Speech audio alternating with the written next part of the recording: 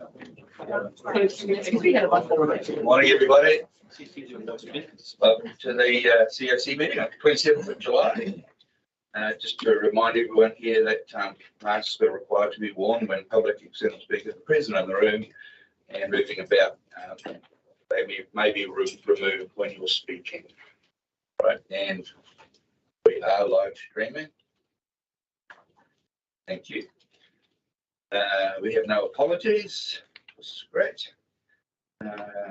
We have notice of additional business, urgent business. We do have one late agenda item. If the report is considered to be one which requires a decision and cannot be delayed, the chair is required to advise the meeting with the public present the reason the report is not on the agenda and why discussion of the item cannot be delayed until a subsequent meeting.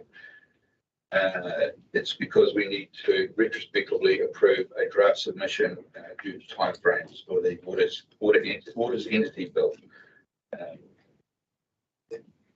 So moved. H. Speaking of Caitlin, all those in favour? Carried. Okay, just a reminder that if anyone's got a declaration of interest, please make that before we discuss that part. And would someone like to confirm the minutes of the 29th of July Corporate Operations Committee meeting, please? So, I'll move them, but I just noticed the last item was removed about the CE's report. Okay. Because it wasn't. Because it wasn't presented. Yeah. Okay. Well, so I'm happy to second. Seconded. Okay. All those in favour? Against? Carried. Thank you. Right, we have a public forum this morning. We have Bruce Morgan, who would like to discuss the public notification of the Vodafone mobile tower. And this is a brief explanation. Bruce, we're going to give you the chance to speak, obviously. Yeah, and just to remind everyone that there's no decision will be made. It's just if you have any questions following Bruce's report, please just remove your mask and ask them. That'd be great. Thank you. All right. Thanks, Bruce. Good morning. Just push the little button to the little red button. Okay. So in May this year, I got a letter from Vodafone saying they're going to build the cell phone tower straight across the road from my house. I immediately got onto council, told them I wanted to be involved in this. I'm totally opposed to it. I went down to council a week later and made sure that my name was on the document where I can be kept informed and kept in the loop. And then last week I got a letter from Vodafone saying that they have all their consents and they're going to start building the cell phone tower in the next few weeks. I've had no communication with council whatsoever. Okay, so that's why I'm here today. I've read the New Zealand standards on cell phone towers. And as far as I'm concerned, this does not comply and should be notified. I'll talk to my neighbours. No one knows anything about it. On the document, it says that there's minimal impact on the people. Well, I'll suggest that it's maximum impact myself. This 12-metre cell phone tower with 6 big discs on top of it, it's got to be closer to my house than the length of this room. It's also got to put out a hum of 65 decibels. You live in an area that requires a filming, that's going to be discovered. You know, it's like a white noise in Auckland. It's going to devalue my land. Good start. We don't know much about the electromagnetic fields, and 5G technology is still reasonably suspect and quite controversial.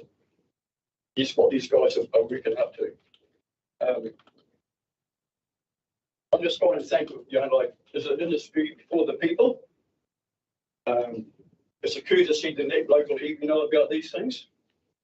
That's happened. My main problem is that how the Matamata-Piako District Council let this go ahead. Total disregard for the people's voice. I've also found that the resource consent people, I was transparent at the beginning. I've been kept totally out of the loop, and I've been told yesterday that once the decision's been made, it can't be reversed. But I suggest we'll see about that. That's pretty much all I got to say. Mr. Bruce? Anyone got any questions they'd like to ask us? That's why people also. Connor? Thanks, Bruce, for coming in. Just when was, have they got a date, a date to erect this? Have they given you a?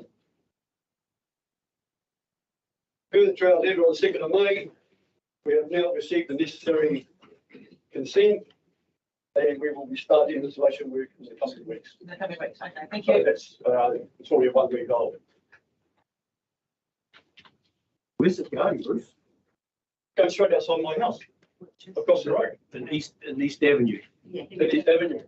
Yeah, it's like at the clothiers, or if it fell over, it'll land on my property. That's how close it is. But yeah, we haven't had a voice. No one's had a voice. And when I brought it to the council's attention, they didn't know about it. Thanks, Bruce.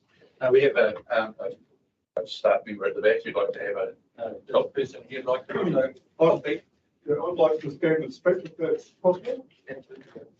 Thank you.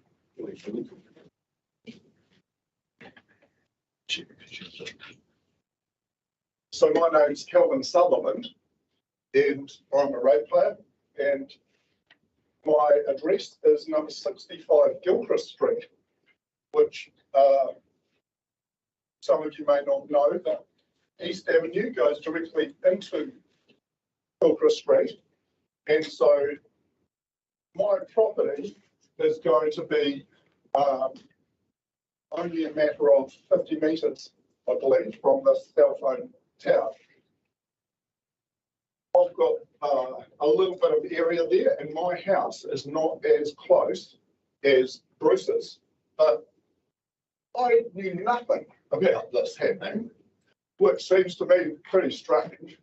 And I hear that all these cell phone towers that are being proposed, well, not just proposed, it sounds like it's almost getting a rubber stamp of approval, that we're going to need a hell of a lot of these things for this 5G network to operate. I've read as close as 250 metres for either cell phone towers, or it sounds like the providers are actually going to be tapping into your router system. And so your routers are quite possibly also going to be used in their system, which as soon as I heard that, I thought, how is it that something can be taken away from me that I'm not even giving an approval for, and I haven't even heard about up until recently? This 5G technology, we know nothing about. To try and compare it with the 4G technology is inappropriate. It's supposedly thousands of times more microwave that you need to send the signals through the system. And it's said that in effect it will cause environmental damage, not only for the fact of having these more, in effect, microwaves in the air, but simply from the fact that because they need a straight line for transmission, that you're going to have a whole lot of trees that are also going to either come down to install a tower or going to have to be trimmed or removed for a straight line. Because in effect, this is what's needed, a straight line for transmission. And so I don't think that we've got anything like, we haven't studied this technology. In effect, we'll all be guinea pigs for this. And yes, I know that obviously we've got some towers already that have got this, our technology we're using at the moment up to this 4G, but 5G technology is another thing entirely, as far as I'm concerned. And scientists haven't come out and said that this is fine. In fact, a whole lot of scientists are saying we need to slow down on this approach. And in effect, do we need this 5G technology at all? Because you've got the other side of the equation, which is that maybe we should be jumping this technology completely and just going straight to satellites, because we could just be using satellite phones instead of having a 5G. I've got a couple of notes here as well. So, which I'd like to read a couple of the points that there's been opposition around the world to this 5G. So, as I say, scientists have not come out and said this is fine at all. It's in fact determined to be a possible carcinogen, cancer-causing agent. International Agency for Research on Cancer is saying that it's possible.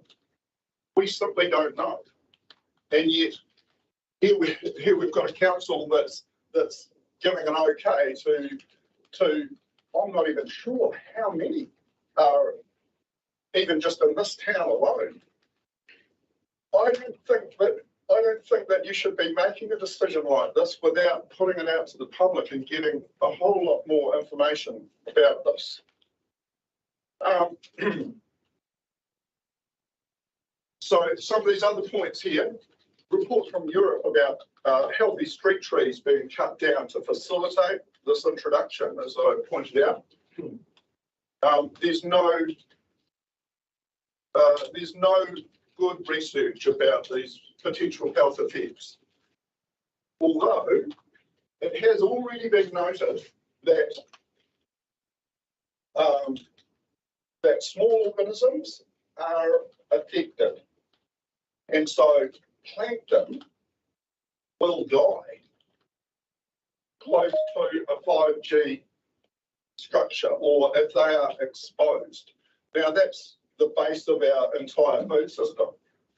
Doing without plankton, you don't have krill. You don't have krill, you don't have whales, you don't have penguins, you don't have a whole lot of things just for the ocean.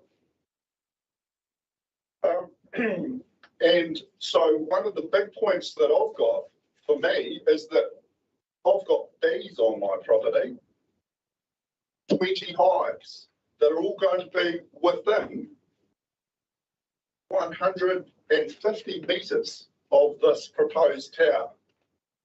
And given what we know about the declining health of bees and how it's already being affected by the cell phone towers that are existing, and yet now we're looking at putting in these towers that are going to be giving a whole lot more microwaves out there, I simply don't think that it's acceptable.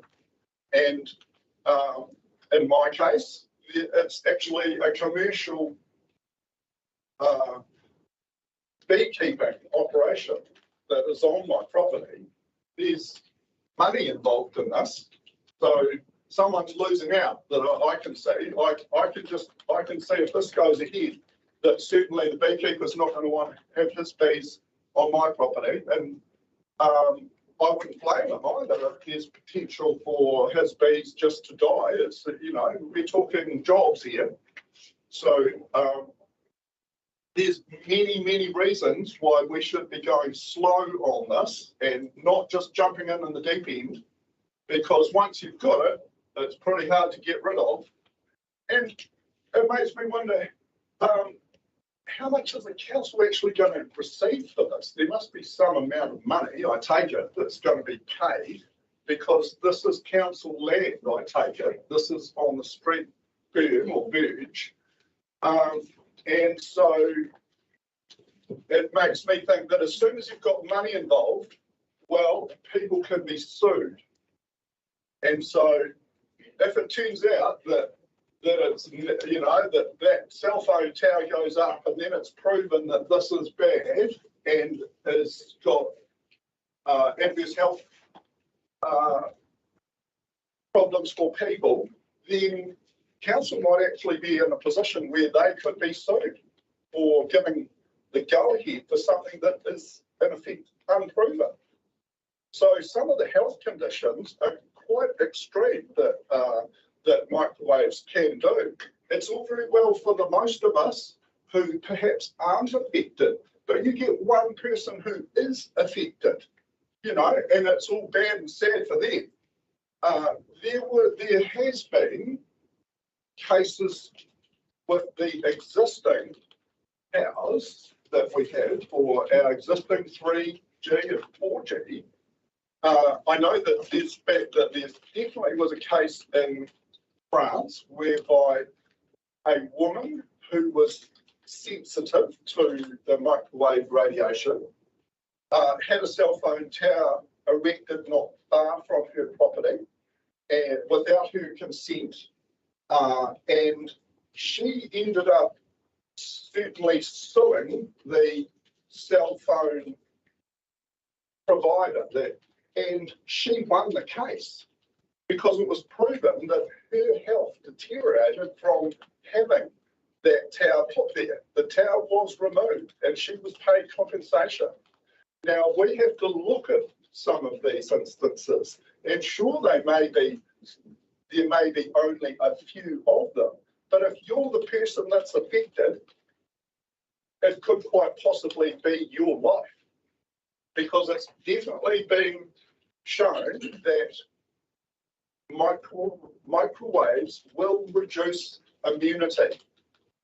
And we're already in a compromised immunity space. You know, we've had this COVID thing for a couple of years now, and there's been a lot of talk also about vaccines and lowered immunity on that, possibly.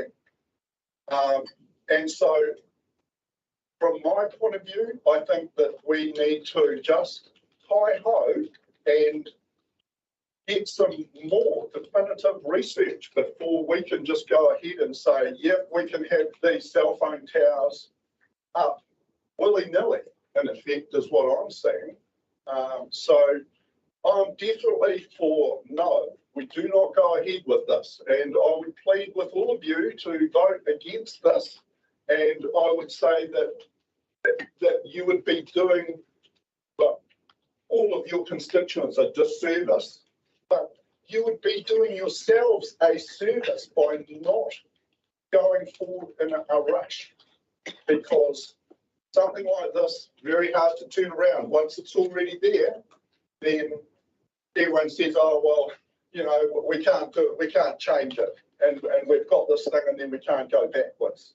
So I just reiterate that I think the vote for this should be no, don't go ahead. Inform the public more and see what the public actually, how they view this. Mate, thank you. Thank you so much. And I missed your name at the start. What was it? Kelvin Sutherland. Thank you, Phil. Okay.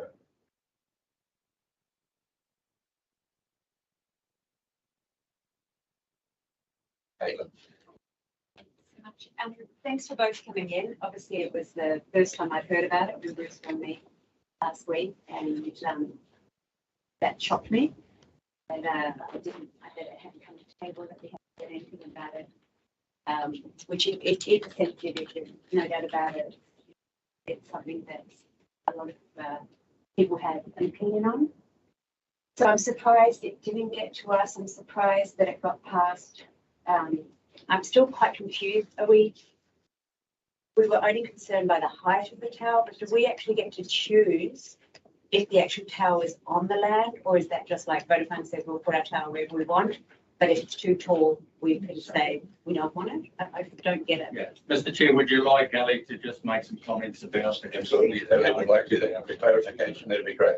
You've got time on public exposure. Yeah, I mean, We've got up to 30 minutes. and then any questions from there on. Thanks.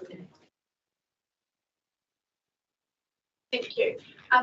Just firstly want to acknowledge there is very different views on the subject of 5G or just radio waves in general. So from a regulatory perspective, we are governed by the Resource Management Act, and that flows down to two different aspects for this consent. The first is a national environmental standard for telecommunication facilities. So that's the national standard across New Zealand. It is imposed or created by government legislation, and it's something that we must abide by. We also do have some rules within our district plan. So in looking at this application from a planning perspective, the planners go through the National Environmental Standard for Telecom Communications. And from that aspect, this application has said and has provided a compliance certificate around the radio frequency. So that means that's something that we cannot look at. So it complies with the national requirements. Also, I've heard that noise has been raised. Again, that a statement or an acoustic report has been provided with this application, and it's another matter that we cannot look at, unfortunately. So the two areas of non-compliance for this application, and the two areas I guess the planners focused on, were the height and the diameter of the mast. So in looking at that, the way that the National Environmental Standard is framed is that you need to look at the pole on either side of the location, the specific location that it's looking at. You add those together, or you average those two poles, and then you add 3.5 meters. That equation in this situation came out to 10.6 meters. The mast, as Bruce has said, is proposed at 12. So there was a 1.7 meter discrepancy between what was allowed as a permitted activity and what they needed resource consent. So that's the first non-compliance. The second non-compliance was in the diameter of the post. And again, you take the two on either side and you times it by 2. The equation led to a non-compliance of 21 millimeters. So just over 2 centimeters.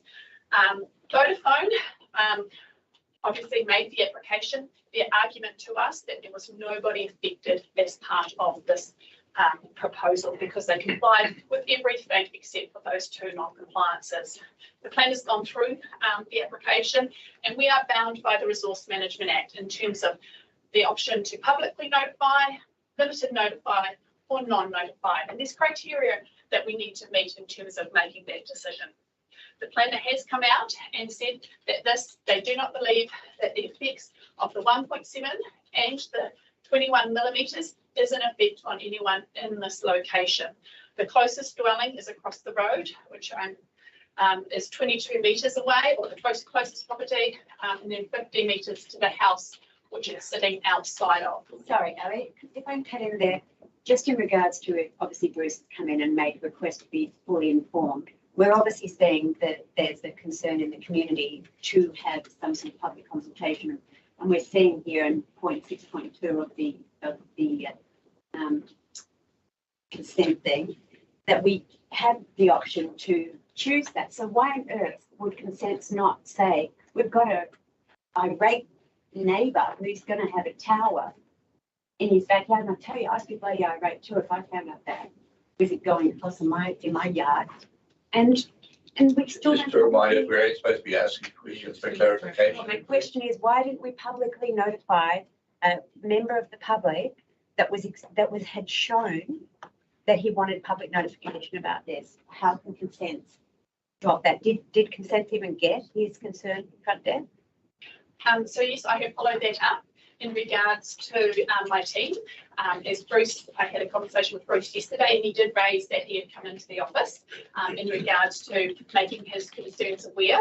I have followed up with my team, and yes, he did speak to one of the planners who said that they're going through the process, and if it was, they took on board his concerns in regards to this application and said that they would be in touch if he was deemed affected. So yes, there probably is some things that we could do better in regards to that. In terms of decision making, we are framed by the Resource Management Act, but we could do better in terms of letting if there is a concerned resident,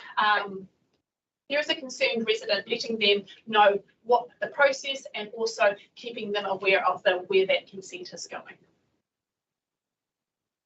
I think the point we need to make here is that the radio waves and all the rest of it is not an issue here. The government has already determined that these things can be anywhere in the community, provided they meet the standard. The only thing the council has looked at and the only reason why it's gone ahead for the resource consent is because it's 1.7 metres higher and 21 millimetres wider. We are not making any, the council and the planners have made no decisions about the mast and its radio waves and all the rest of it. That is not what this consent is about. This consent is about 1.7 metres high and 21 millimetres wide. So what the planners have to look at is what are the effects of 1.7 and 21, not the effects of the radio waves or any 5G or anything else, because our government has already determined that these things are going to be here. So I think what we need to understand and that we need to be concerning ourselves with is those two differences in the tower, not the issue of the tower or the radio wave. And further to Dennis's description there, if they had complied with those two aspects, planning wouldn't have even seen the They application. would have just put it up. We wouldn't have seen it because that's not, the national standard provides all this. And that doesn't mean to say that we agree with it. That just says that we don't have any choice whatsoever and what in doing. So we're as strong as everyone else. Dash. Yeah, look, I just want to acknowledge Bruce and Calvin for coming in. Thanks for that. And just to clarify that councillors and the mayor, we didn't know about it until we read about it and you're coming to speak to us. Yeah.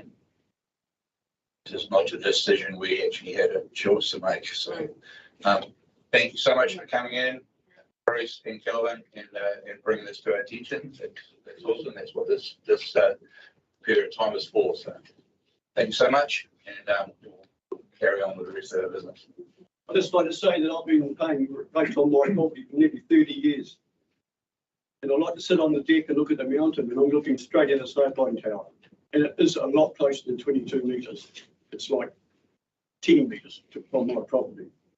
So I just think we've been just kept in the dark all the way along, and shame on you boys.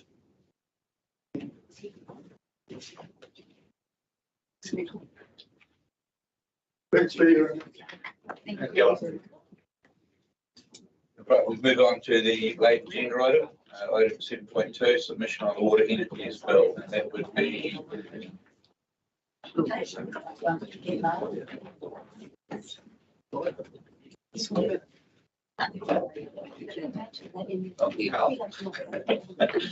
Okay, guys, so I'll just take a very brief colour report as read and just ask that you adopt the recommendations.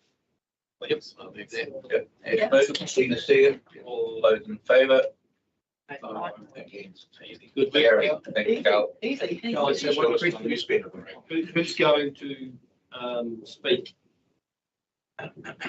Yeah, actually, about that, you guys need to nominate someone to go speak. I assumed that we would want to speak. My understanding is that they will be coming to major centres, so you won't have to travel to Wellington to speak to Select Committee itself. So you guys need to work that out for yourselves. We can change that though. You could speak to that one. I'm speaking to my own personal one. And And so several of us have requested to speak as well anyway. Yeah. Tied in. be good if you speak to the one. If that's what the council wants. I think it's Talk to them. it's a councillor. Yeah. It's Oh, that's council. I'll speak twice, but we'll Yeah, try. Yeah. That's right, but you need to call it and see how it Carl. Do we have to move that in the recommendation?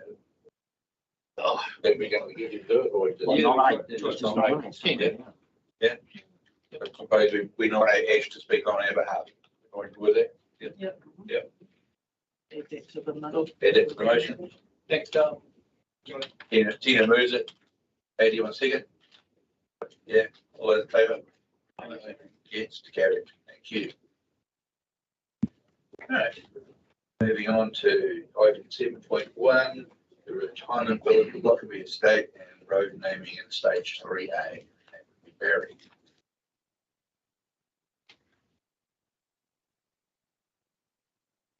Good morning, everybody. Can you hear me right?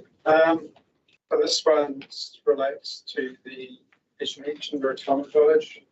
The road naming rules are similar but slightly different in regard to the road types. So instead of being a lane or a way, these ones are grade and court, which is acceptable under the retirement guidelines.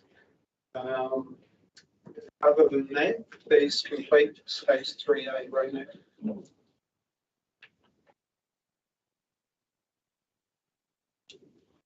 Right. Anyone want to comment on that? No? Okay. No? Sue moves, James T seconds, all those in favour? Against, carry. Something thank you. See if we've got tomorrow. Yeah, Donald. To item 8.1, accessibility audit of Morrinsville. And Joe is online, I believe. Oh, that must be Joe. So I just want to kick this off, then I'll hand over to you, Joe, if that's okay.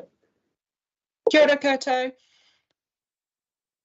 So just a bit of background. So accessibility affects 24% of the population. So it's a significant thing. We all suffer to some degree, whether it's visual or cognitive or other means of disability. There's been a lot of emphasis recently about government's disability strategy, 2016 to 2026.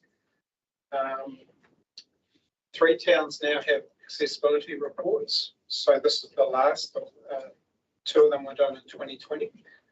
So they cover the CBDs, where concentrations of users' activities exist, but they aren't the only locations where issues of inappropriate infrastructure exist. So that's important to recognise. We have had some recent examples where people have been injured, curb crossings and things outside of the CBDs. So I just want you to reflect on that one. Infrastructure fit for purpose involves repair and replacing the old and design and installing new, mindful of the needs of all. So inclusive design. So 2 suggestions in the report: reasonable accommodation and universal design, 2 concepts that have been promoted by accessibility. And these also apply to the building sector. So there is reference on page 4, 2.1 about people with disabilities having difficulty getting into buildings and things like that as well. So it's referred to as the journey. It's not just about using the roads. So typically we forward work program, but budgets need to go beyond prioritisation so that outlying issues also get picked up and don't lead to health and safety risk related concerns. So that's me. Heading over to Joe now, please. Thanks, Barry. Up to you, Joe. Kia ora koutou katoa. My name's Jo Gascoigne. I am a transport consultant from MR Cagney, and we are based in Hamilton with our main office in Auckland. Today I'm here to discuss with you all, as Barry has mentioned, about a recent accessibility audit that we undertook in the Morrinsville CBD, Central Business District. So I will share my screen. I'm assuming this will all go to plan. And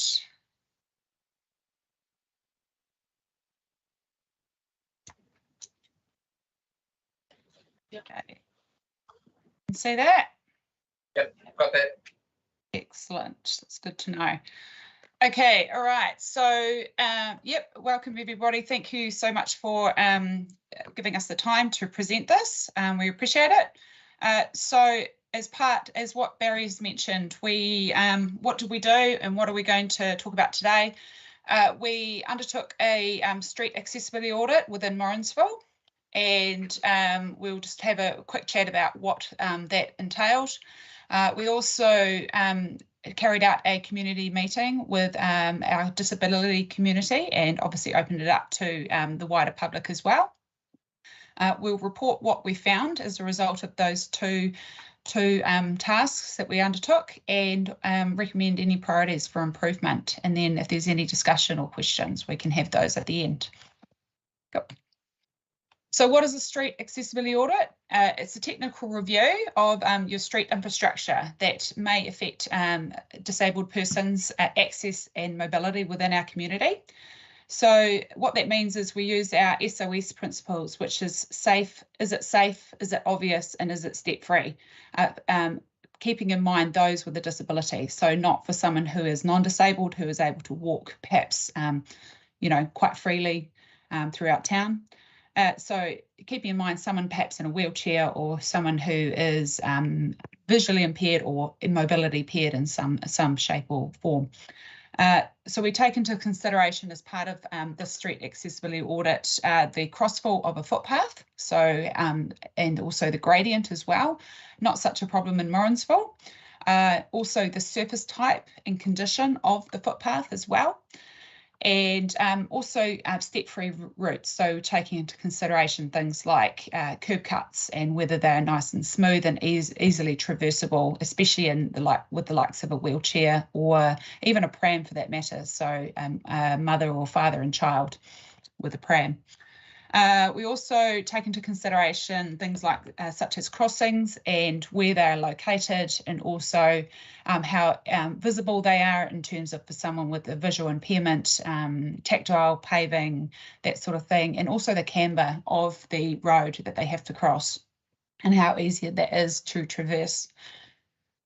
So as part of that, obviously at the lead up to our accessible audit is we found it was a really important part of the process was to actually consult with our disability community to find out those that actually use the streets on a regular basis, what they knew and what they wanted to share in terms of what barriers they may face on a daily basis with their going about their lives. So at our community meeting, we commissioned CCS Access Coordinator Maurice Flynn to facilitate the meeting, and we invited members of the public with a particular focus obviously on our disability community to be able to give us, discuss how easy or difficult it is to get around Morrinsville. Most of the attendees were either disabled people or were either family members or carers of such, or had a vested interest in the subject that we were discussing.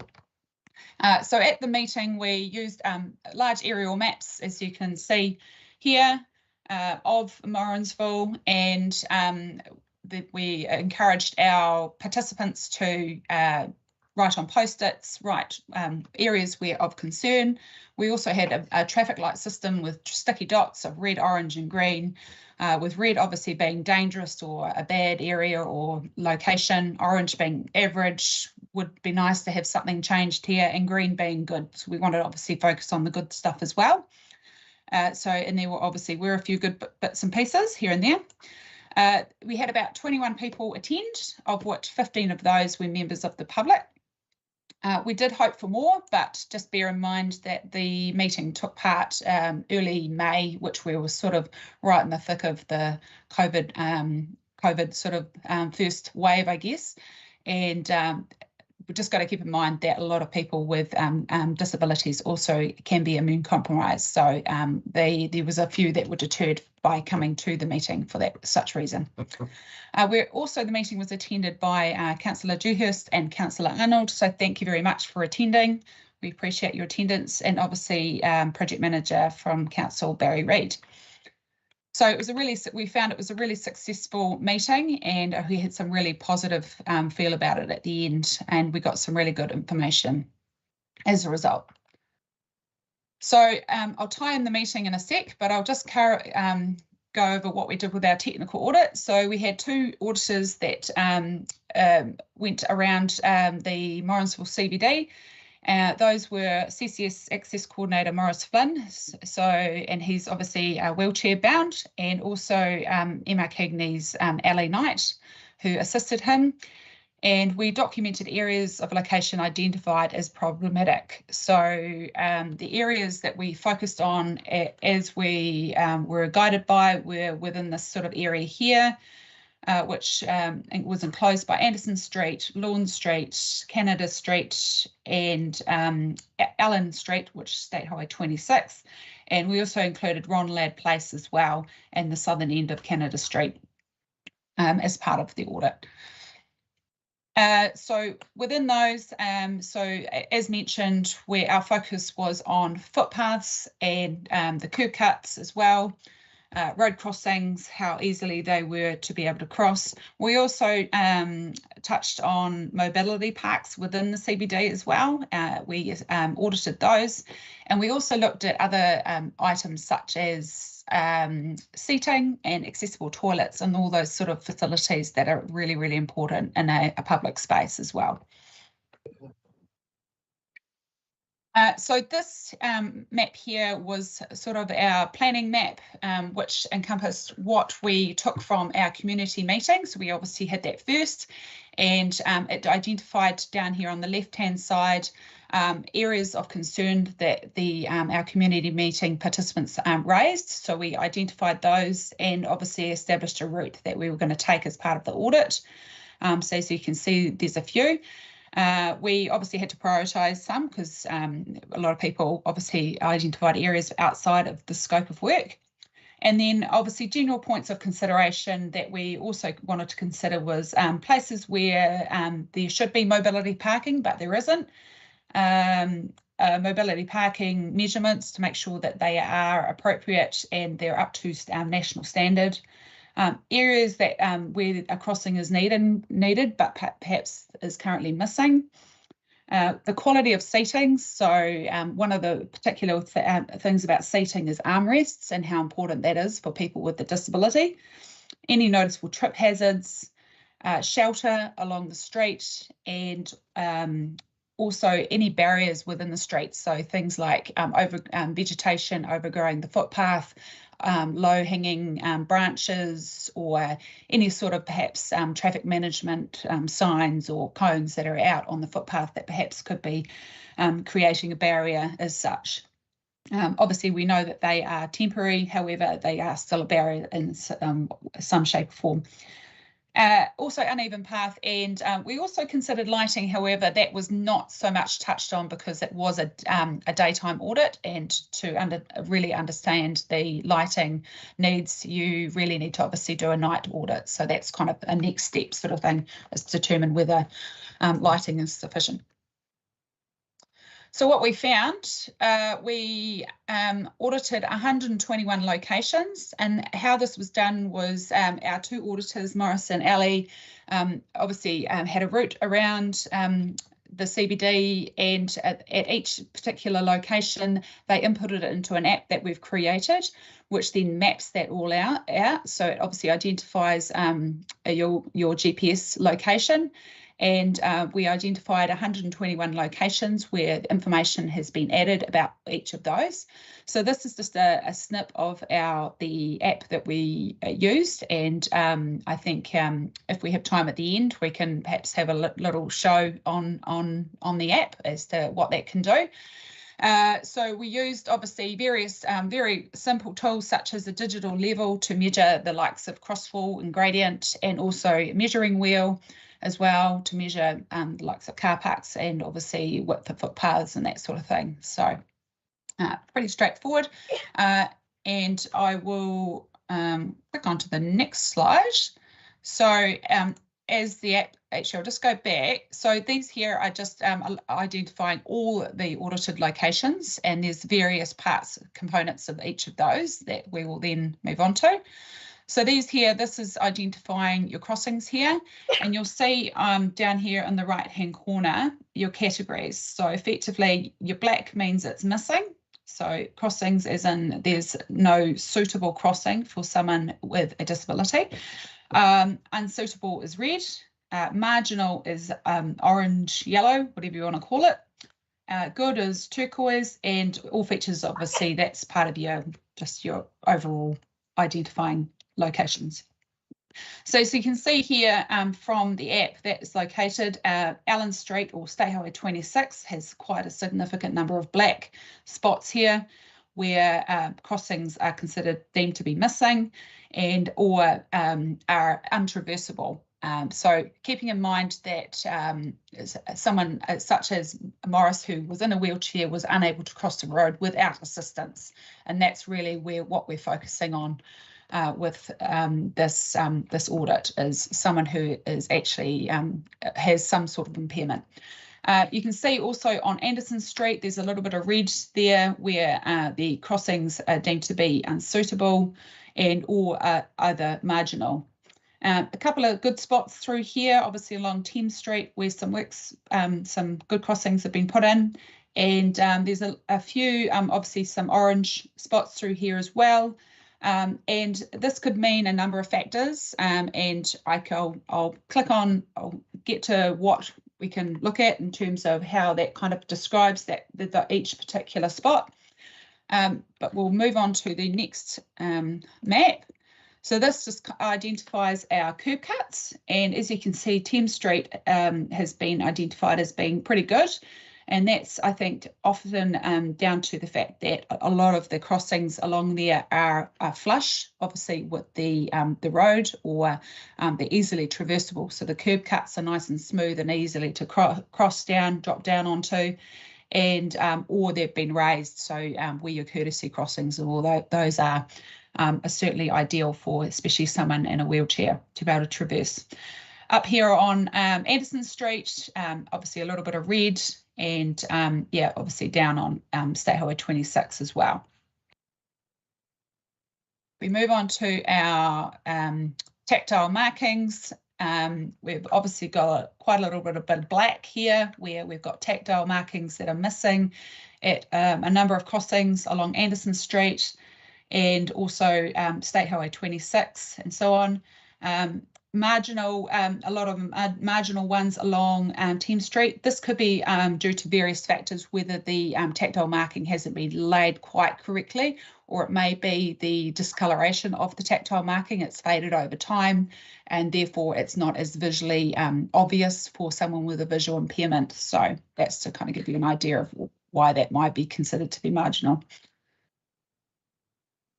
So this here, just to give you a snapshot of the app. So as you see these little dots down here, as you hover over them on the app, you can then click on them, and then this little box comes up with all the information that's been taken as part of the audit. So you can see here that the crossings considered to be marginal, and then it gives you just a little bit of note about why that might be the case. And also curb cuts, it mentions it's good, obviously a nice, easy, traversable curb cut, and tactile markings have been deemed to be marginal. So that may be because they've been faded, and obviously they're blending a little bit into the pavement. So that's sort of the app as such as what we used. So what we found. Okay, so getting into the business end, what we found as part of the audit, the footpath widths range from 1 metre through to 3.7. The industry standard is 1.8 preferable, and the mean average footpath width was about 2.5 metres. So obviously that would depend in terms of your footpath width as to how much foot traffic and use you would get. Obviously more foot traffic you have, the wider the footpath should be. Obviously that's obviously restricted by your infrastructure and requirements within the CBD. Our footpath gradient, not such a problem in Morrinsville, which is relatively flat. So this is where you've got hills, that sort of thing. The range is 0 to 3.5%, and your mean is 0.8%.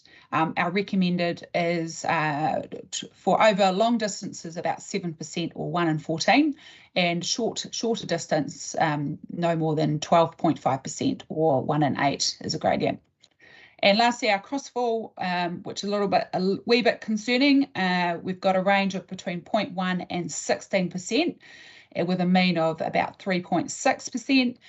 Recommended crossfall should be no more than 2%, as it's difficult for people with using wheelchairs or pushing strollers. For those that perhaps are not familiar with what crossfall is, so it's effectively the the crossfall of the footpath as you walk across it. So you might notice if you've ever had a pram, where you might feel like your pram's actually sort of turning towards the gutter and you've got to actually sort of correct it.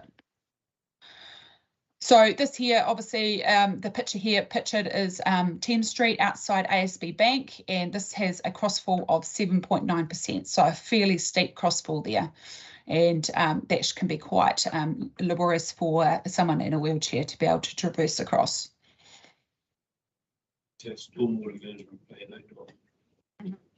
Sorry, was that a question? No. Comment.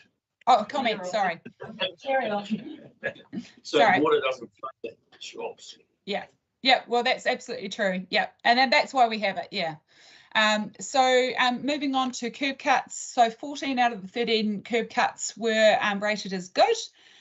So that's approximately about 44% of curb cuts. However, many were either missing or unsuitable for various reasons. So, and also our tactile pavers were either, most of the tactile pavers were either marginal or missing at curb cuts. So something that certainly could be rectified. You can see from this particular picture here, it's of Canada Street at the corner of Canada and Allen Street, or State Highway 26. It's deemed to be unsuitable. Down here, you've got obviously an aerial photograph of this particular curb cut. You can see how it's actually pointing out into the middle of the intersection. So if someone was visually impaired here, you'd kind of be sending them out into the middle of the intersection.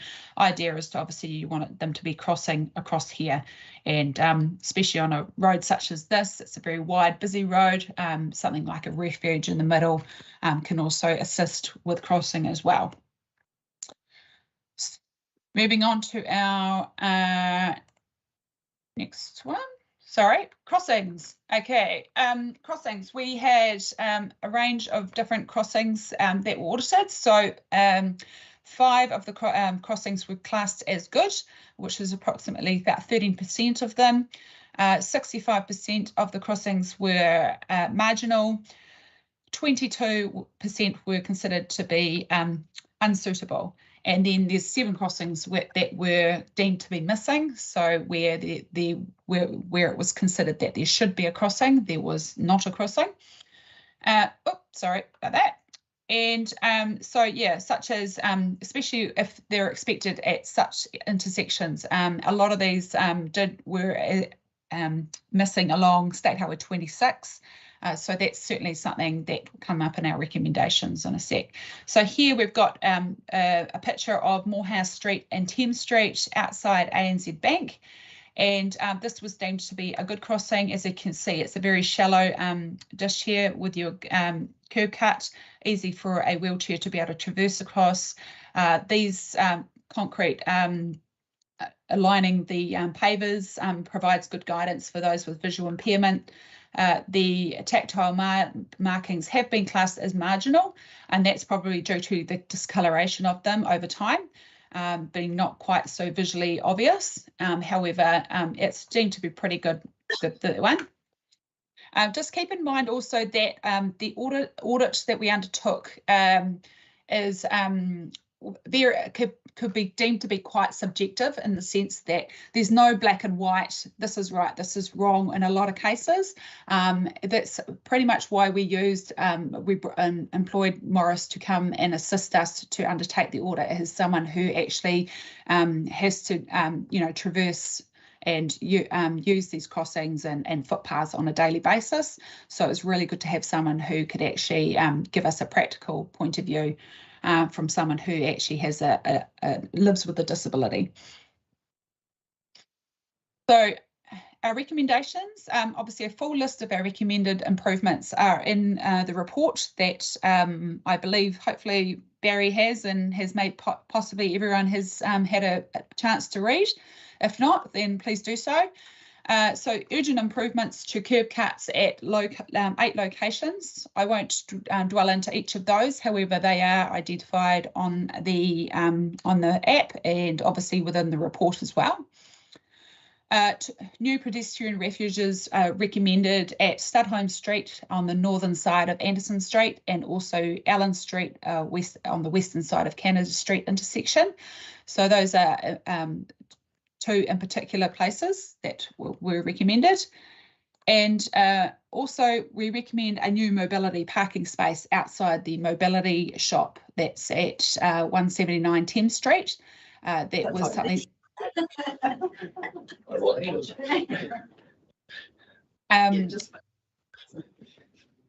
So I understand that based from our community meeting, that was something that was raised by a number of our community participants at the meeting. So we also recommend working with Waka Kotahi to plan and construct pedestrian crossings along State Highway 26. As this is effectively severing off part of the CBD, access to various facilities over on the southern side of State Highway 26, such as the event centre and other facilities there would improve, obviously, access for people that perhaps do not have access to a vehicle and need to use footpaths to be able to move around their town centre. So we recommend also zebra crossings or raised zebra crossings ideally are installed at all courtesy crossings locations in Morrinsville. So most of those are on Thames Street. And the reason for these is a lot of the feedback came back that courtesy crossings can be quite confusing for people with disabilities. They're not sure whether they can cross, who's stopping, who's not. Are they going to get across safely if they start to cross? So that's just one of the recommendations that have come out of that, out of the audit. And also recommending additional work on mobility parking as part of your parking strategy approach, and also just taking into consideration the national policy statement. So the parking policy changes required in line with the national policy statement with urban development. So especially in relation to your minimum parking standards that are, or removal of minimum parking standards. So yeah, there's certainly some definitely a few bits and pieces that we can certainly work on and improve. Should we just come to questions? Yeah, yep, can do. I've got a couple more recommendations, or do you want to go to questions now? Wait, it's not finished, I reckon. Oh, keep going. Yeah, sure. Yeah, so just a couple more. So yeah, another recommendation is to survey the understand the movement of disabled people within Morrinsville. So other than obviously our community meeting where we got a little bit of an understanding, it'd be really good to know where people need to access and where they cannot actually access. So they don't go there because it's not safe or they cannot get there reliably, I guess. So really a really easy way to understand that is to actually survey your disabled community to find out what barriers are there currently in place, and what is good and what is not so good, and what could what would make their life a lot easier, I guess. And obviously, yeah, just ongoing engagement with the Matamata-Piako disability community. So including them within the actual solution and keeping them informed because they will be the ones that will be able to sort of guide or give you a good understanding of what's going to work for them. Questions and discussion? Yeah, thanks, Joe, and what a in-depth audit that was, and it was really enlightening to read that. So yeah, really appreciate that. But my question's more to do with staff. Like, honestly, you know, I've got a couple of concerns. Concerns are is this. There's been concerns that have been raised, and in particular, an ex-councillor from Morrinsville was hot on this, and that's over 6 years ago, probably around 6 years ago. And when you see 5 good crossings out of 37 and another 7 needed urgently, you know, like we've really dropped the ball on it, to be fair. And, you know, we know there's trip hazards, we know there's been people that have been falling over, we know there's more crossings needed, and we know that the crossings, you did right, they are confusing. People driving don't know whether they've got to give way to the pedestrian. The person starts walking and stops and goes back, and the car stops and goes a tip them, and it's a bit of a mess, to be fair. But my concern is that we get such a good report like this, and then nothing happens. And the guys, I won't be sitting here after October, but in another 3 years or 6 years, someone else will do an audit, and the same thing will come up. We heard from the Tasman village when we went there. You know, some of us were in the room, and we got a flogging from them about the conditions of the footpaths, the crossings, exactly the same thing. And this reiterates it. Now, the other concern I've got is we're going to have a conversation today on pride of place, and let's look at this, and we're going off in a different direction, guys. We really need to focus on things that are important. We've got aging population. We've got retirement villages popping up everywhere. We've got people on mobility scooters. We've got young families, luckily, with prams. And I just hope that the council now, we start action immediately. The blacks, the reds, you know, for the first things, get on with them. Let's work out how we can fix them, because you can see there's trip hazards and cuttings and that haven't been done or non-existent. And I think that's where we need to start. We really need to start improving what we've got before we start looking at, oh, let's go and do this and let's go and do that, because otherwise this conversation will be another waste of time. Before we start creating destinations for them to get to, we need to get them to be able to get there. Yep. We've been trying to get a pedestrian crossing across State Highway 27 in Matamata for over 12 years. Exactly. Who's that? The cross from NZTA. NZTA. Yeah. So Anyone yeah, by the primary school? good luck. Anyone by the primary school? Adrian. Yes, that highlights a couple of things for me, and thanks for that report. Given that, I was going to ask you actually, do you have any magic influences to be able to influence Waka Kotahi with crossings on highways? Because, yeah, like Kevin just referred to, Matamata has been going for ages on this, and you've highlighted it now for Morrinsville. So has there been any success in your realm and other places with pedestrian crossings on highways? That's a question for me, is it? Yes. Yep. Yes. Okay, so I think obviously we're just a transport consultant, so we can't really tell Waka Kotahi what to do as such. We can only advise and recommend and guide them.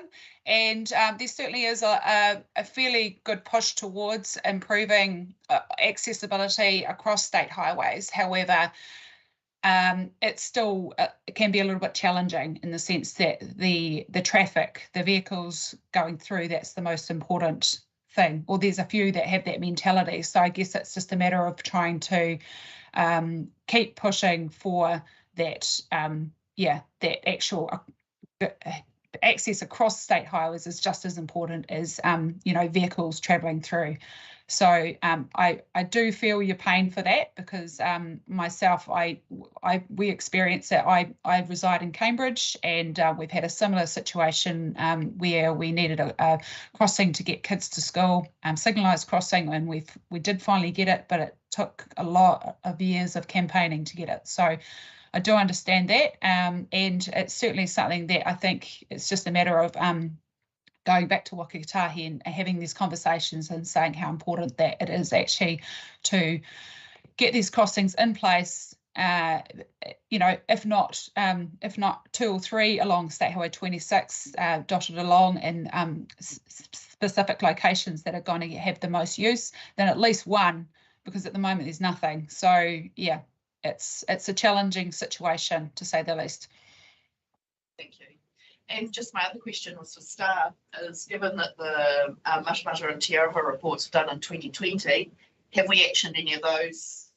How have we got on with getting some of those safety factors put in? Because, this is the progress that we need to be making. And if we've got a report that's already 2 years old, or 2 reports that are already 2 years old, have we been able to make some inroads on those as well? Yeah, so we have.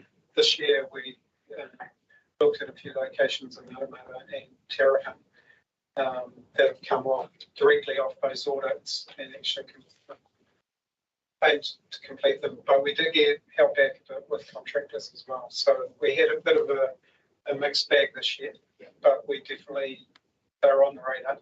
And the idea is to pick up all of the improvements and move forward. But it is, as I said at the beginning, it is all about prioritisation. And when you have to constrain everything, you don't make a lot of headway, because what happens is you keep reviewing, you keep coming up with more faults.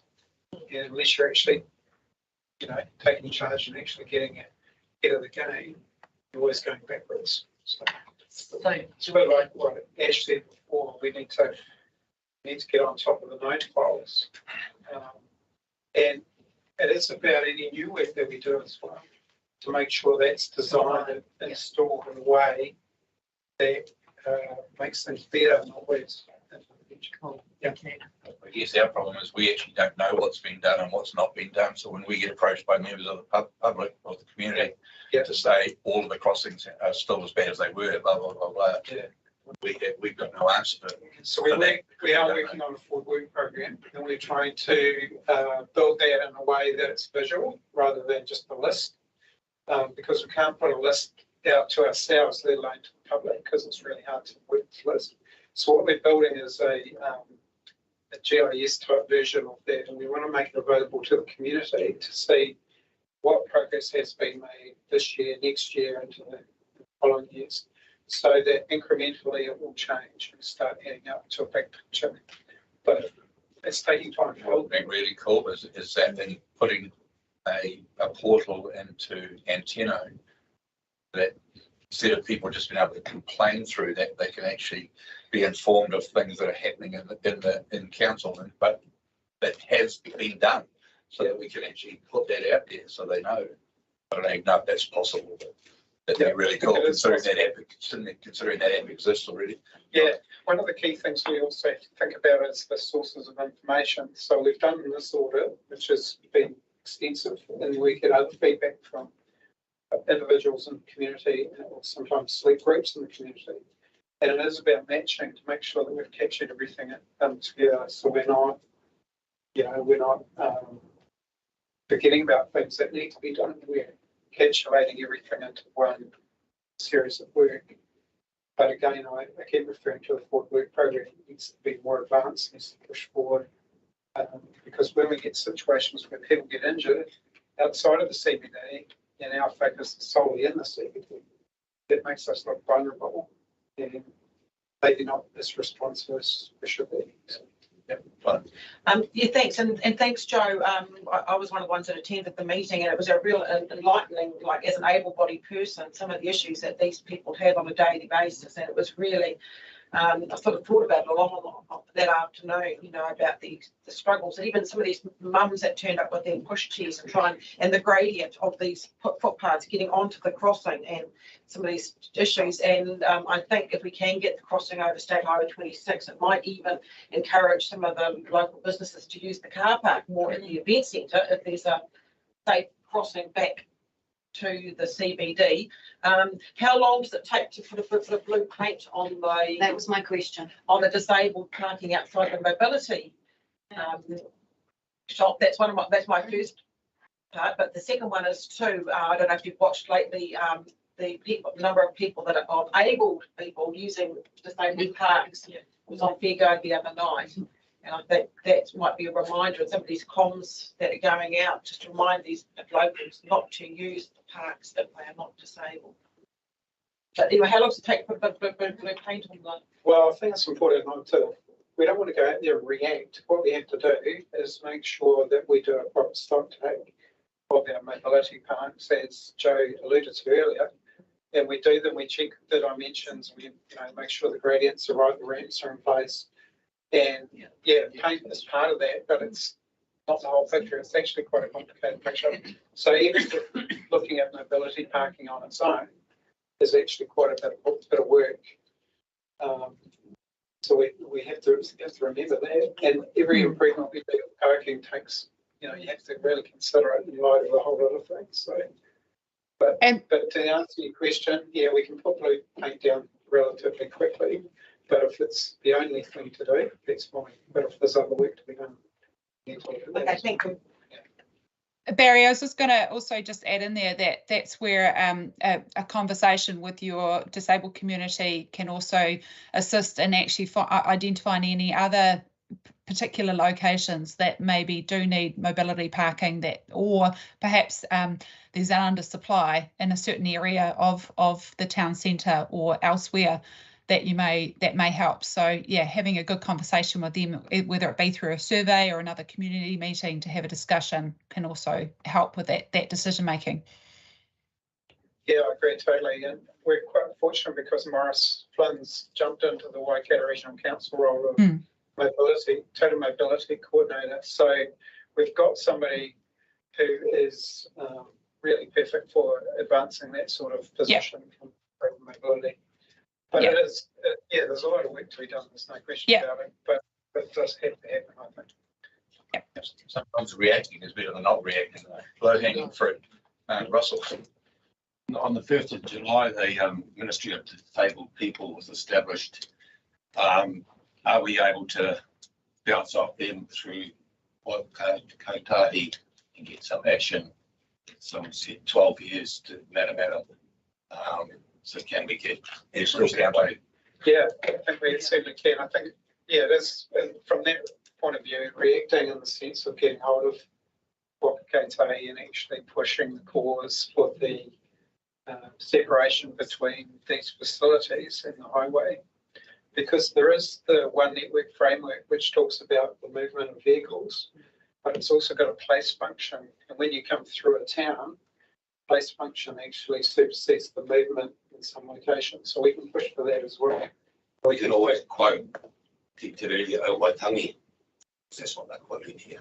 You might get some action that way. That's what we all heard last week. I was Chairman, if I could speak. Yes, absolutely. Just on behalf of the staff and picking up the Mayor's point about dropping the ball. I don't think anybody who knows Morins or read the report will be surprised by what the report said. So clearly it says stuff that we know. What our job to do is to ensure that we don't drop the ball, is to take those recommendations, 121 sites that were audited, and try to come back to you with options on how we don't drop the ball. We're excited by the report. We think it's a great report. We give us a basis for us to ensure that our targeted program going forward is appropriately focused on the top priorities. We will be asking you to say how quickly do you want to implement these changes, and it makes a lot of sense to get the urgent ones done first. And so the decisions that we will have, discussions we'll have with council are, do we sacrifice something else because this has a higher priority, or do we look over this next 12 months and this next LTP to get increased funding to accelerate their program? And of course, absolutely correct is what was raised by one of the councillors. There are our other two towns that we can't forget. I think in terms of the POP, what I would say about the POP project is that connectivity and ease of transport and progress for pedestrians through the towns has been highlighted as something that's really required. So in our mind also is to make sure that we don't go off doing something that's inconsistent. And so we're excited by the report in the sense that it gives us a very good view. It gives us a great insight, as has been identified by councillors, from somebody like Morris, who was involved in Morrinsville and Chowra as well. Can I say, I think this audit takes it up another level than those previous two. I'm not saying that we did those audits wrong, but I think this audit has taken it up another level. And we look forward to implementing this and having the discussions with council. So yes, I'd have to acknowledge that, we could feel that we've dropped the ball, but what we look at it as we've got a great opportunity to make sure the ball isn't dropped and we get the work done. And the pace of that change will come back to council's appetite for that. Chris. Well, Ni's just about said it all really, but I've written down a few notes, so I will say them.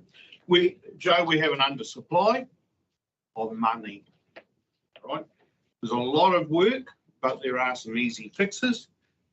Let's keep it simple. We need to prioritise the black spots throughout the district. We need to allocate the available finance and get some work done. That's how I see it. And I think that's what you said. West London isn't not doing it. Yeah, just to go back to, just like Barry, you know, picking up on the comment about reacting, you know, but like there's a couple of things that were really simple fixes in that picture, like that sinkhole that's in the asphalt there by that driveway entrance or that cutting there, you know, that's really hollow there and that's actually dangerous. Like, surely one of the works guys can go and put some asphalt in there, you know, like, get that one ticked off, that's done. The painting, I disagree with you, painting by the mobility shop, like, get it done.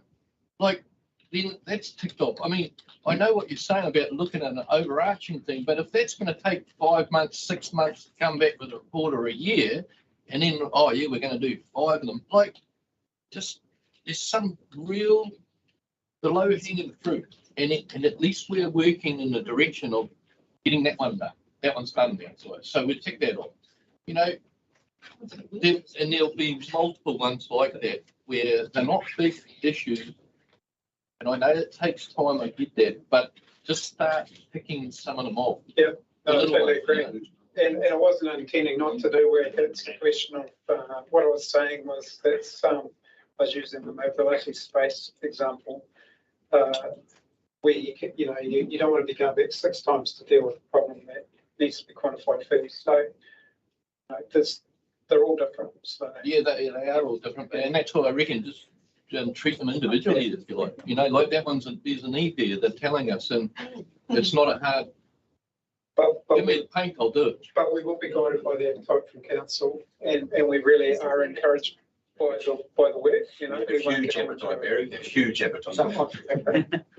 Yeah, so I think I was just going to add in there, we've got the maintenance budgets this year, so definitely we'll go through this list and the things like the sunk, that those things will come up in our condition assessment as well, so we'll get those done. And we can look at the mobility scooter, but I think we do need to just make sure it's compliant. I think it actually needs to be wide enough so the doors can be open, so we do need to just check that. So I have a recollection that particular issue's been looked at before. I'm not saying it can't be rectified, but a mobility park also has a wider width with a cut down on the curb. The critical thing is where are the other mobility parks in proximity to that particular facility that they might want to access. A shop can move. Yeah. A swimming pool can't. So you look at the, if you like, the coverage of your mobility according and location of them according to areas of interest.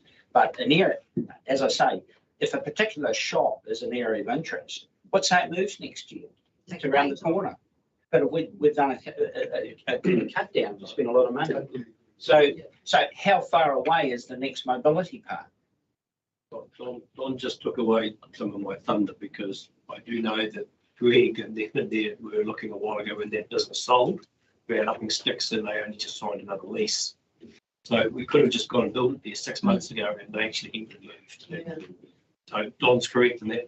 I think more the point like Don is the one that they've got in by the clock tower and that there. It's the last park in the block. Right. So you actually, for the disabled people, there's more issues getting out of that last park by the roundabout. Yeah. In reality, the blue one should be the first one by the curb, so that there's better vision. And the same thing when we do one outside the thing there, it should be the one closest to the garden, and you cut the curb down, because then it's easier for them to get in and out, and also for vision. Yeah. That's good. That's really where they should be placed. Yeah. And I know there was some comment that, no, thanks for that. No, that's good. The other one in there was Crossville on the footpath. I mean, unfortunately, that's a pretty big issue. Yeah, well, I mean, if we had it flat, then ANZ would have been flooded in. Well, and the trouble is every shop's got a different floor level, and you end up, when you're laying the pavers, trying to compromise. So that's what sometimes drives the crossfall, as opposed to thinking about whether it's particular value for disabled mobility. But also comment on the POP thing. I think part of the POP focus is about these very issues. That's part of the fundamental principle that about, as when I said, accessibility and connectivity and all the rest of it, so that we can utilise those spaces for everyone. We had a shop on in Hatana Street with a cross wall of like that for a while. Yeah. So I remember Hatana Street, they went back about 5 times trying to get it. We asked some of the shop, building up another curve. so we ended up asking some of the shopkeepers to have a cut down into their shop. They preferred not to. So, I mean, it's challenging to get that compromise right in all circumstances. No more questions? Thanks, Jay, for speaking on behalf of the report. It's really good. You're welcome. Thank you, Joe. Much appreciated. Thank you. Feel free to send that through to us. Yeah, we've got it. Oh, we got it. Yeah, you've got the cut down version. Okay. You've got the 13 page, there's a 40-page version, isn't it? Yeah. I'm assuming we're out of time, but I do have the app up if you want to have a quick look at it, or we'll park it. Up to you. I think we need to park it. We've got a couple of presenters in the room who. Fair enough. Yeah, I'll bring back the interactive map at a later stage when I come back with some improvements. Okay. Awesome. Thank you very much. Thank you very much for your time. Get down. Okay. That's it. Donna Booze. Adrian second, all those in favour? Yes, carried. Thank you. We're going to bring 8.4 up to now, and then have Monty after that, since Norman and Graham are in the room. So this is for Te Arawa Spa project budget and outlook. Thank you,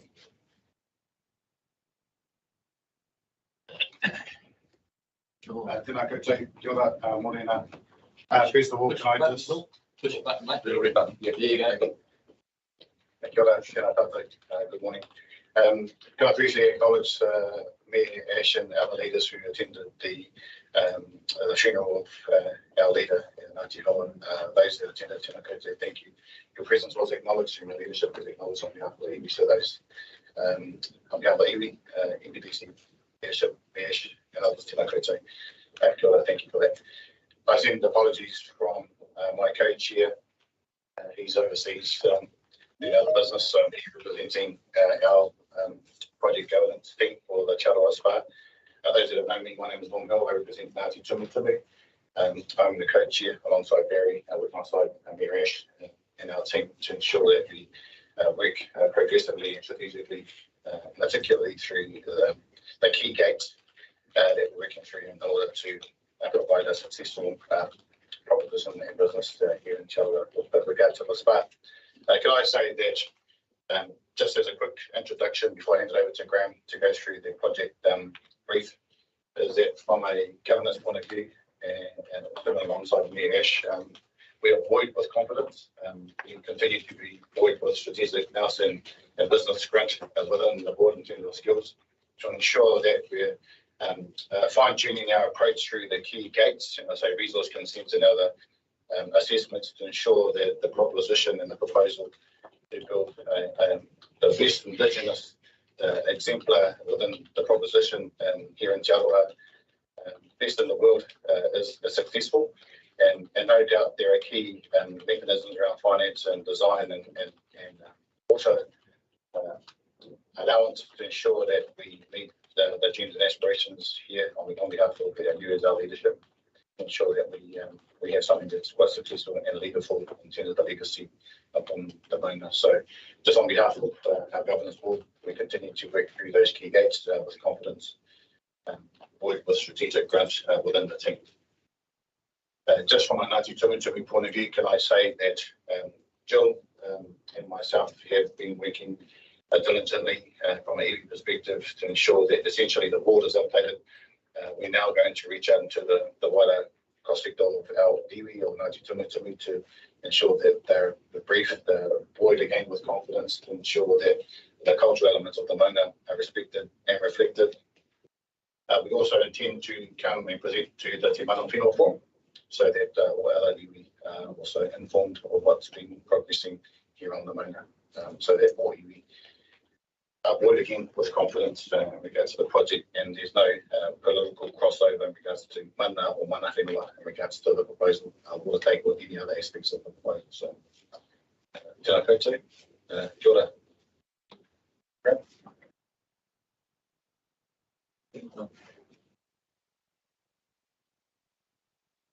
Morning, everybody.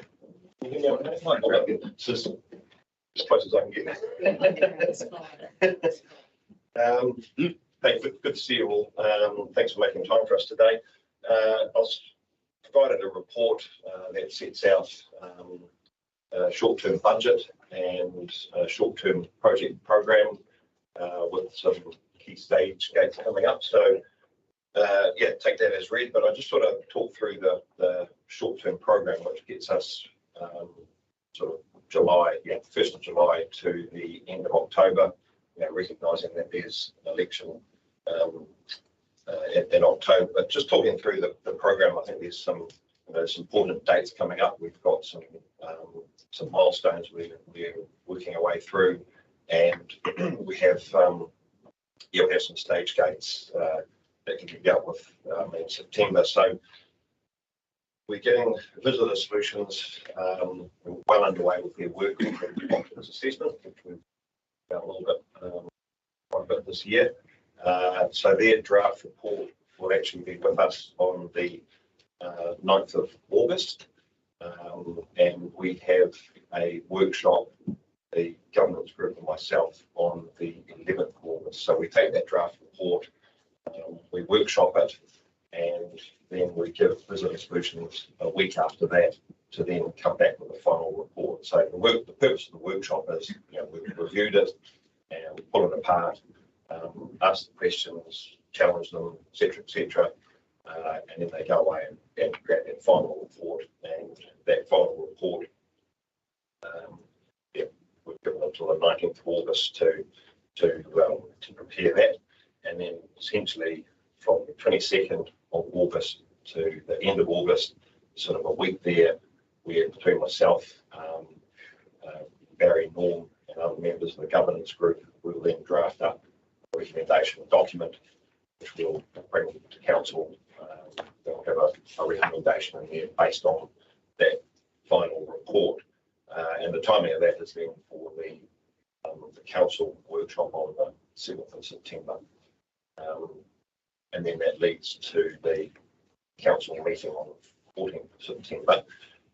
And then there's some stage gates when we get to that council meeting on the 14th of September around whether we progress with the investment case or business case, and whether or not we go ahead with just the procurement process around getting that initial design team, which is architects, planner, civil engineer, and QS. So all that's doing is not actually getting to do anything, it's simply a process to have it in place such that if we do get the green light at some point in the future, that team is in place ready to go. And of course, the investment case sort of speaks for itself, but that's, yes, you have that investment case, and that is what it is. And from that, we can use that to put an application together through ENVI for grant funding. And I guess more broadly, project funding, whether that be public or private. That's what the purpose of that document is. So parallel to all those things going on, we've got which Norm just touched on before, the cultural values assessment, preparation of that. And it's all right with you, Chair, I'll ask Norm just to talk to that around why that's important and the purpose of that. Absolutely.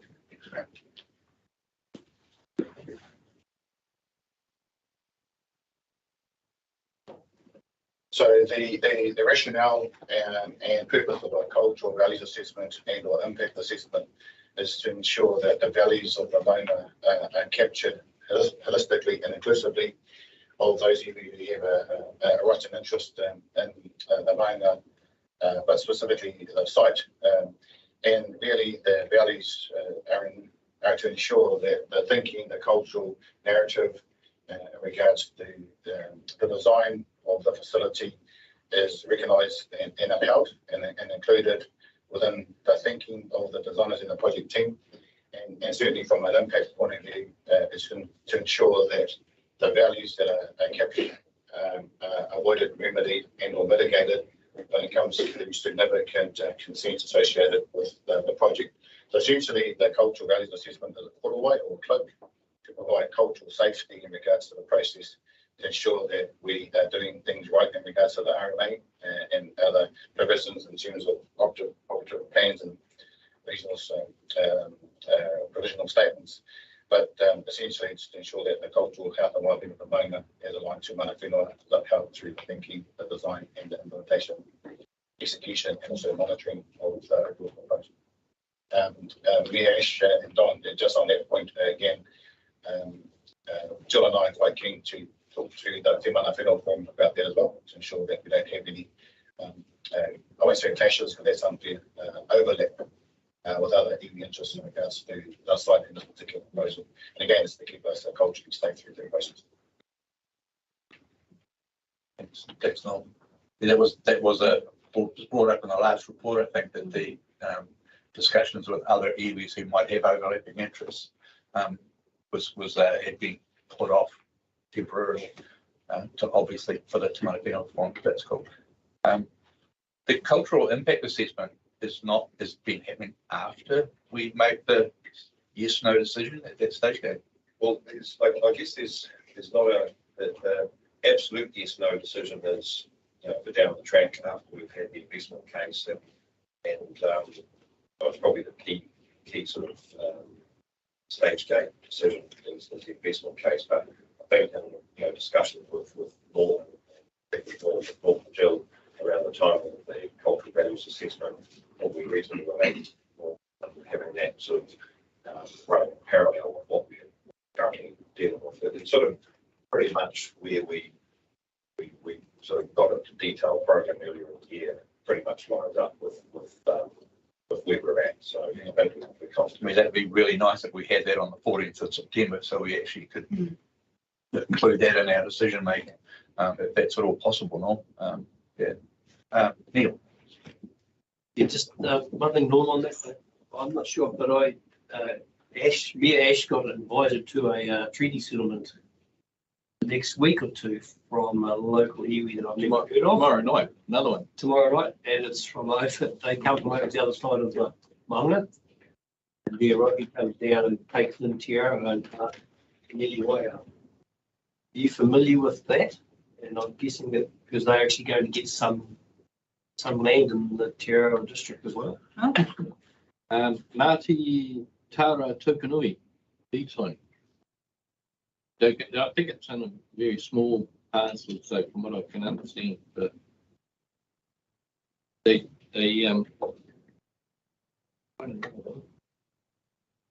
sort of do what it goes along to Harriki, straight over the mountain, going out sort of towards Mere Island way, Carolina and part of Waihee Beach, part of Waihee. Yes, so I'm familiar with Ngāti Whakaputanui, and Jill is certainly is as well. And so when it comes to those sort of cultural interests, there is leadership within it to keep everyone included, but safe in regards to the decision making as well. So within the settlement, there's always going to be the overlapping interest. It's how, from a tikanga and koa or cultural perspective, protocols and leadership, that you manage the right and interest of your pet or your backyard. So that's a conversation that you need to have amongst ourselves to ensure that we're keeping each other included, but not overly usurping anyone else's mana in regards to a particular area. Yeah, and I just got to reinforce what Kevin said. It'd be really nice if we had that sort of wrapped up by that 14th as well, because we asked that property group for their stuff a couple of weeks ago, the working group for that, but they have their stuff on the 7th, and they said they had it for us. So time is of importance to us. So yeah. Appreciate. Grant, do you have anything more? No, really just I guess the other thing in here is the budget to get us through for this next period, which is July to October. So, you know, there's a bunch of things that we're doing and may do or not do, depending on what comes along. So, table the budget here, so I'm not quite sure what the internal process is to make that go around, but looking to get that in some way resolved. Just so I guess it's been formalised, I suppose, is important. And the other thing to note is that from the previous financial year, there's around about $600,000, probably more conservative, $600,000 of budget that was not spent last financial year. That we're suggesting fall into this financial year to support it, subject to stage gates. All those good things. Tom, if you want to. No. All right. Anyone got any more questions for Graham or for Norm? No. So we have a recommendation that the information be received. The short-term budget 1st July to 31st October 2022 is approved. And 3, the committee approves the use of the carryover budget from 2021-22 for project operating costs in 2022-23, subject to stage gate decisions. Do I have anyone who would move that recommendation or those recommendations? I'll take it with it. James T, seconded by Ash. All those in favour? Aye. Against? Carry. Just a comment. Too, we are starting to get the more exciting part of it. I'd be fair to say, Graham. So these are the solutions. We've had a couple of meetings at nights in the last couple of weeks with the current is we've got them go back and refine it a little bit, and change a couple of things. But where they were looking at tentatively, I was up there stomping around the bush on Sunday in the rain, and I think it could work. You know, with where they're looking. So there is a real good opportunity there. So when we come back to you guys, I think it'll be quite exciting for you to actually you'll be able to visualise what it potentially it could look like. So just hold tight for a little bit longer. It's been frustrating, but we're just about at the got something that you can feel it. Yeah, you can get an idea. We've been looking at we made changes to the roof line of what the building would look like. You know, so yeah, it's looking good. Yeah, we're almost there. I know it's been difficult at times, but we are almost there in terms of closing out this initial phase. And we're certainly, from what we've seen and heard in these recent discussions with Craig because of the solutions, pretty confident that we're going to get a good document from them. And I think from their earlier work, take a view on timing and all the rest of it, but actually their end product is genuinely good quality. It wasn't having this conversation. So yeah, optimistic we're going to get some good stuff coming through there. So we're almost there. Thanks, Graham. Thanks, Tom. Thank you. All right, we're going to break for morning tea now, 10 minutes. Liz, would you like to join us for morning tea? Thank you. Graham and Norm, you're happy to come in as well, obviously. Thank you.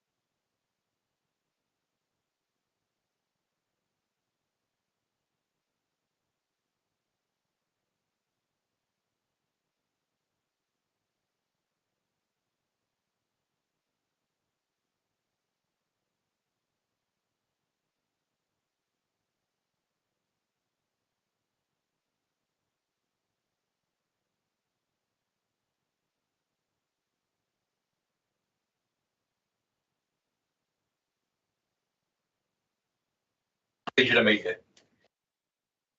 Right, should we?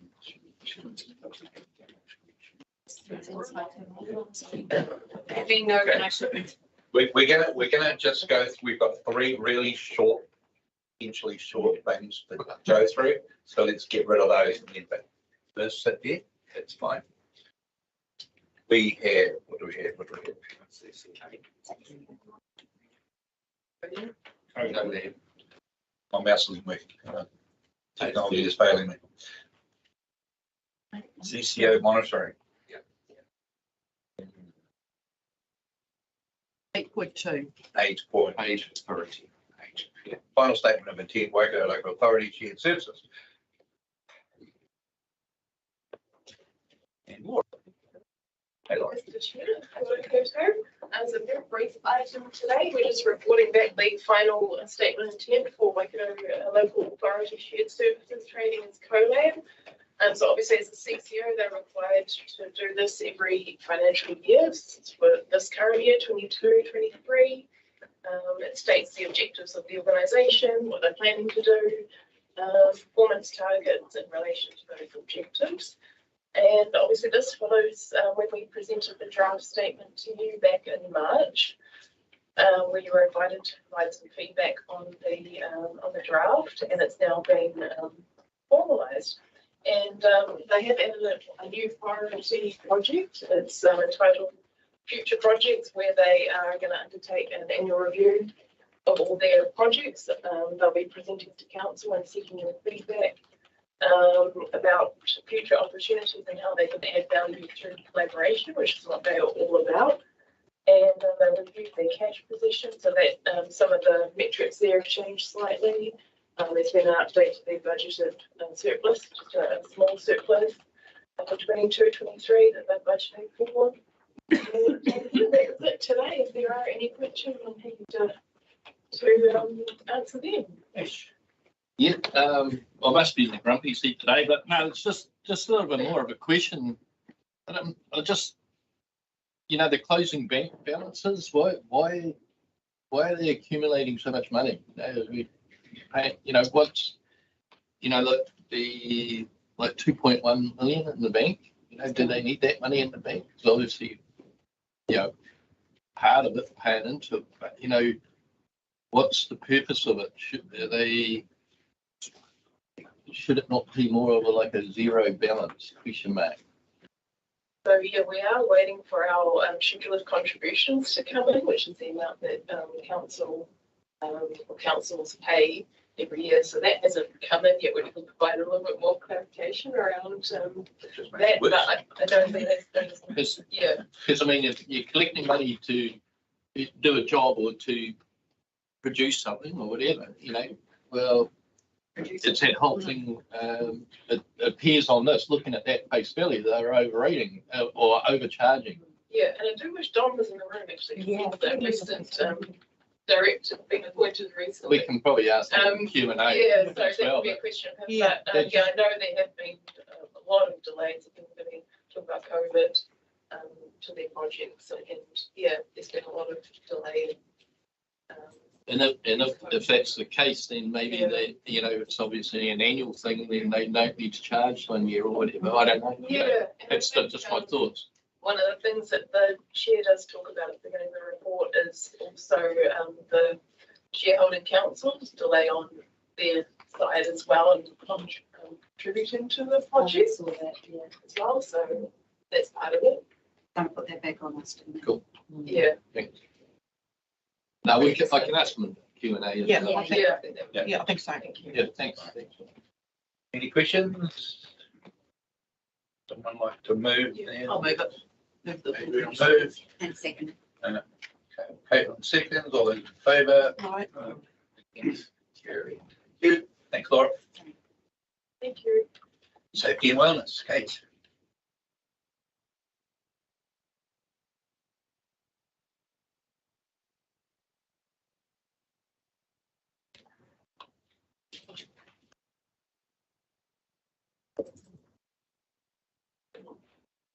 I'm just going to keep this pretty brief because I think the report pretty much covers anything unless anybody's got any questions, and I'm hoping that we'll be able to talk about hazardous substances at the due diligence workshop this afternoon. One thing just to say is that we have surveyed our contractors, and in the report, the next report that comes out, I'll provide a summary of the feedback that they've given us, so you will get some more information about that, and also around what we're planning for pre-qualification. So that's coming up soon. Does anybody have any questions?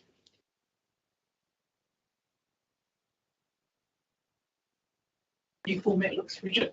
Just a wee bit disappointed that there's 27 behavioural things in there. Inappropriate behaviour. That's With one class is that. So that's the rolling total roll for a longish period of time. Yeah. But yes, we do. And all the councils are experiencing similar things. Hey, can you give an example without? So that could be quite a wide range of things, from vandalism, kind of that sort of antisocial behaviour, I guess. But often it's more somebody coming in and getting angry and swearing and shouting. Getting up and walking out of meetings. right. You might got any questions? That one was lots. I guess. On the target. Before I move, is there anything that's red flag for you that's still concerning you in that self-service space? You're just quite comfortable rolling through with what you're doing. There's nothing really of deep concern that's bothering you at the moment. It's a tricky question. I know. I think I always have a sense that there's lots to do, and I shouldn't be in this job if I didn't have a sense that there's lots to do. I think hazardous substances are always going to be an area of risk for us until we get like that. More this afternoon, doing a lot of work in the contractor space at the moment, because that is a big area of risk for us as well. And really what we're focusing on now is to build very open relationships, so that if there are things that aren't working well, our contractors feel comfortable coming to us and saying, we need to do a bit more here. That's great. Yeah. I just look at it from a risk perspective, because at the end of the day, if you aren't comfortable, then we need to be aware of this and, Yep. Usually I try to make sure that any areas where I think we do, I reflect them in exactly. No, that's great. Thanks, Kate. With that, I'm happy to move. Have you moved? Donna, second. All those in favour? Carry. Good. CEO's not in the room, so we have no report from him. So we're going to defer that to a future meeting. So we have no report to receive, so we don't have to worry about that one. And we can ask it Q&A. Yes, so this is the second month now, so we need to address this probably in Q&A. See why. Yep. See why, because I think he did have next to name. Yes. Yeah. All right. So that concludes our formal meeting. Now move into. You have to move out of one meeting? No. Very good. All right, Liz. Do you mind if I steal your microphone? Saying You can. I don't have one. Thank you so much. I'm just going to do some screen sharing for our online guests.